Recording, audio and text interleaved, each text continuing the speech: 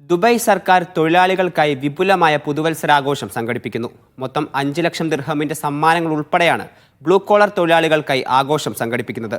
ബോളിവുഡ് താരങ്ങൾ ഉൾപ്പെടെ ആഘോഷങ്ങൾക്കെത്തും.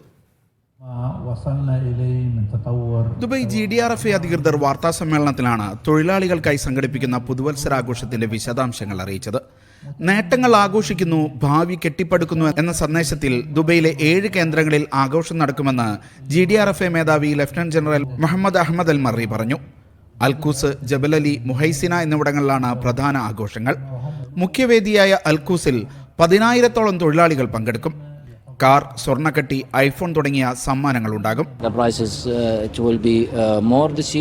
Last year we bought 1 car, today 2 car for drone, plus tickets with thanks Fly Dubai, and plus iPhones and also gold. So the drawing will be in different prices during the celebration of the New Year. We will start at 4 o'clock and we'll start to receive our brother labor at the location, the different location from 2 o'clock afternoon. And the celebration, it will stay until after midnight. Bollywood നടിയും മോഡലുമായ പൂനം പാണ്ഡെ, ഗായിക Kanika Kapoor, നടന്മാരായ Roman Khan, Vishal Kotian, ഗായകനും സംവിധായകനുമായ രോഹിത് ശ്യാം റൌട്ട് എന്നിവർ അതിഥികളായി എത്തും.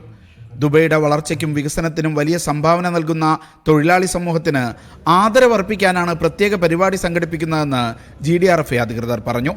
Media 1, Dubai.